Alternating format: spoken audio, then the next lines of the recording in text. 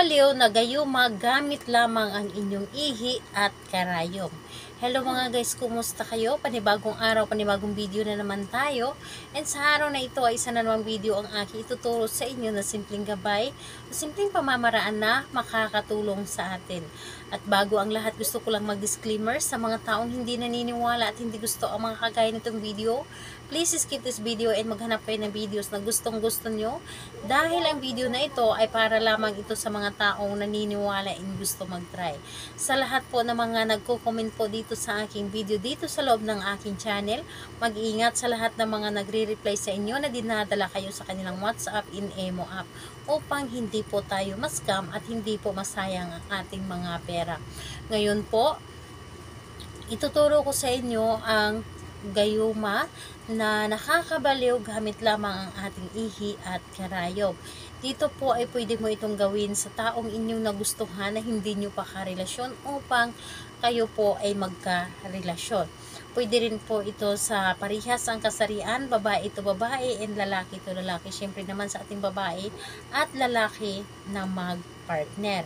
And ayun po, pwede mo itong gawin kahit na kayo ay magkalapit at magka-LDR. Ngayon po, kailangan natin dito ng gamitin natin sa paggawa ng ritual na ito. Una, maghanda ka ng karayom. Maghanda ka po ng karayom, yung bago na karayom. And kung wala kayong bago, pwede na rin nagamit na. Kung wala po talaga kayong bago. And kailangan mo rin dito maghanda ng isang perasong papel, panulat, and posporo. And syempre, yung nabanggit nating ihi. So, ayun po, ihi po ninyo. So, kung ready na yung mga naibanggit ko na mga bagay na ating gagamitin sa paggawa ng ritual, ang isunod mo din pong i-ready ang inyong sarili. I-ready ninyo inyong sarili na alam po ninyo sa inyong sarili na gustong-gusto ninyo itong gawin at ito ay makakatulong sa inyo at ito po ay isa sa makakatulong sa sitwasyon ninyo ngayon. Kung halimbawa kayo ay nagkakalabuan ng inyong partner at gusto ninyo na maging magkaayos kayo or di kaya nag-break na kayo at gusto niyo na makuha siyang muli at magkaayos kayo, pwede din po ito. So, kailangan na mag-isa ka at kailangan na wala makakadistract sa inyo at hindi mo rin ito ipapaalam sa kahit kanino ang inyong ginawa. Ngayon po, kapag ready ka na, ay pwede mo na itong simulan. Ang gagawin mo lamang dito, napakadali at napakasimple lamang. Dito sa isang papel, isulat nyo lamang dito sa papel ng 3 ulit yung pangalan at apelyido ng inyong target. 3 ulit po, pangalan niya at apelyido. Ngayon, kapag naisulat nyo na dito ng 3 ulit yung kanyang pangalan at apelyido, ang gagawin ninyo po, kumuha kayo ng inyong ihi. Ihi po, hindi naman yung nakakaano dahil ihip nyo po yan mismo.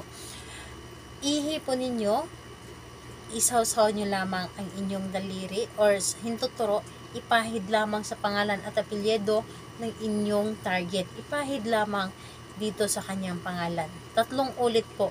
Bawat isang line ng pangalan at apelyido ni target ay pahiran.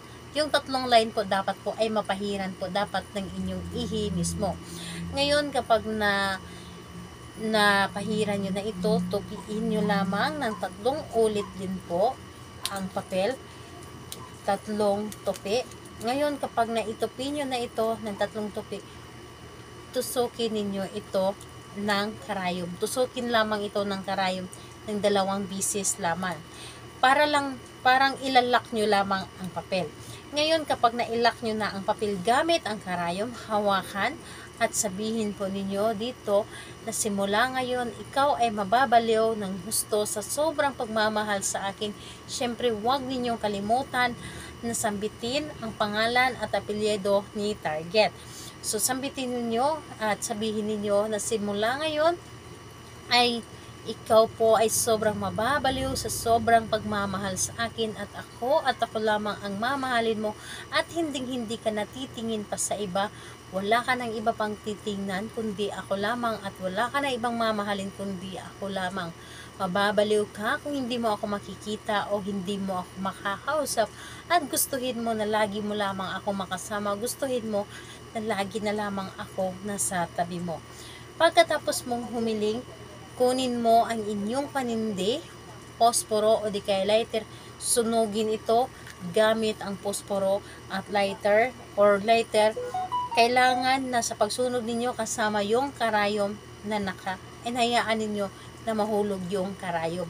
Sindihan ninyo at yung abo ng inyong sinunog, itapon ninyo po sa labas, ipalipad po sa hangin. Hayaan po ninyo. So, ayun po, isalo po ninyo dapat ang abo. Kumuha kayo ng papel na pagsaluan para itapon sa labas yung abo. Ngayon po, kapag natapos na itong sunugin, hayaan nyo lamang. At yung karayom, itago nyo lamang yung karayom na nasabay sa pagsunog ng papel kung ito ay nahulog na. Ngayon po, kailan ito pwedeng gawin? Gawin ito sa striktong araw lamang, Tuesday and Friday. Again po, Tuesday and Friday lamang ang paggawa nito. And ayun po, kahit anong oras naman po pwede ba sa Tuesday and Friday.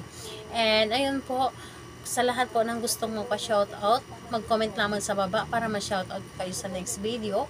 And sa lahat po ng mga nagtanong, mag-comment lang din po sa baba para ma-replyan ko din po kayo.